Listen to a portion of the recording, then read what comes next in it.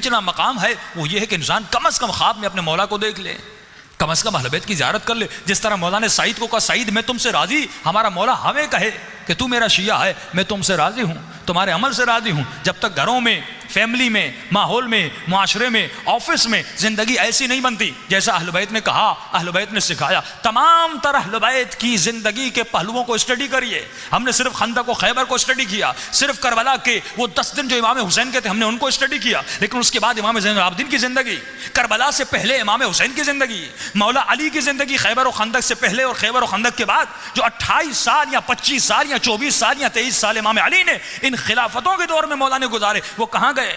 کیا مولا صرف گھر میں بیٹھے تھے، یا مولا کوئی واعظ و نصیحت کرتے تھے، یا مولا اپنے اصحاب کو کچھ سمجھاتے تھے؟ اتنے اصحاب امام نے بنائے، یہ کیسے بنائے؟ وہ تمام تر مولا کی زندگی کے پہلو جن کو اسٹڈی کیا جائے، ان سے پوائنٹس نکالے جائیں، اور ہم عملی زندگی میں ان پوائنٹس کو اپنی زندگی میں جامع عمل میں آ جائیں اور اہل بیت کی زندگی کی طرح ہماری زندگیاں بن جائیں، تو پھر ہم میثم تمار بن سکیں گے، پھر ہم حبیب ابن مظاہر بن سکیں گے. ورنہ نہ حبیب بن سکتے ہیں نہ میثم تمار بن سکتے ہیں. یہ واقعہ شاید میں نے بیان کیا ہو کہ فرمایا جب کربلا میں صدام ملعون واصل جہنم ہوا اور امام حسین کے حرم کو بڑھانا چاہا،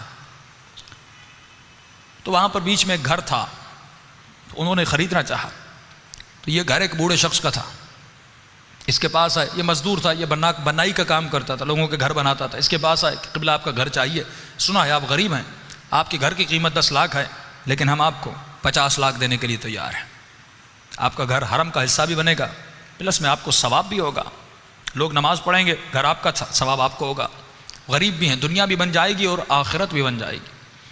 اس بزرگ نے کہا کہ سوچنے کے بعد میں گھر نہیں بیچوں گا.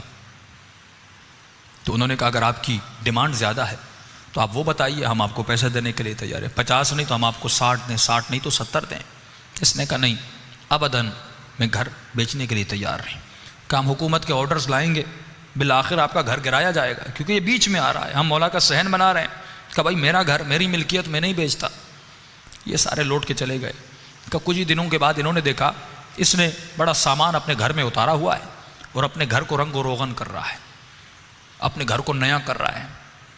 تو یہ پھر آئے، اے بزرگ پرانا گھر ہے، ہم نے قیمت شاید کم لگائی، تو نیا کر رہا ہے، شاید ہم قیمت بڑھائیں.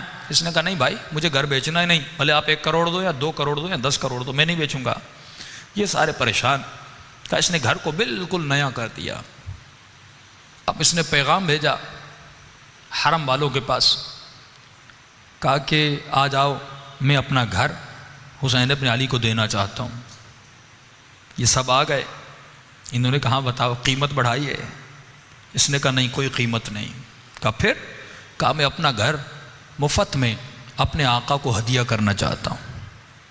کہا یہ تو سمجھ آ رہا ہے کہ آپ نے اپنا گھر مفت میں امام حسین کو دیا، عقیدت میں، محبت میں، لیکن ایک بات سمجھ میں نہیں آئی کہ جب گھر دینا ہی تھا تو اس کو بنایا کیوں، اسے اتنا حسین کیوں کیا، اس پہ اتنا رنگ و روغن کیوں لگایا؟ تو یہ بزرگ کے جملے ہیں. کہتا ہے پہلی مرتبہ زندگی میں حسین ابن علی کو کوئی چیز دے رہا تھا، پہلی مرتبہ اپنے آقا حسین ابن علی کو کوئی چیز دے رہا تھا. تو مجھے یہ بتاؤ میں پرانا گھر دیتا کہ میں نے کہا آقا کو پہلی مرتبہ کوئی گفٹ دے رہا ہوں، کوئی اچھی چیز دوں.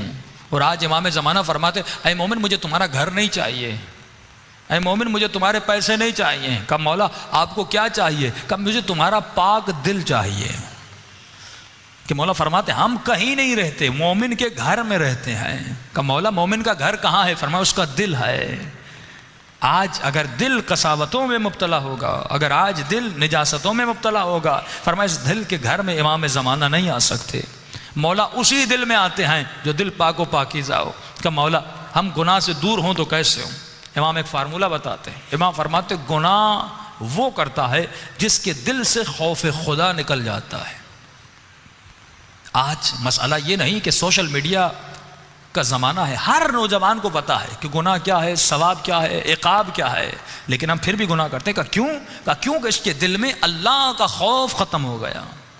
امام فرماتے خوف خدا کو بڑھاؤ، جتنا خوف بڑھنے لگے گا اتنا تو گناہ سے دور ہو جائے گا. کہ ہمارے پارا چنار کے مومنین کہتے قبلہ ہمارے یہاں اگر کوئی کسی کے ناموس کو دیکھے یا الیاذ باللہ زنا کے گناہ میں مبتلا ہو تو فرمایا ہم پورا بسط اس کے سینے پہ خالی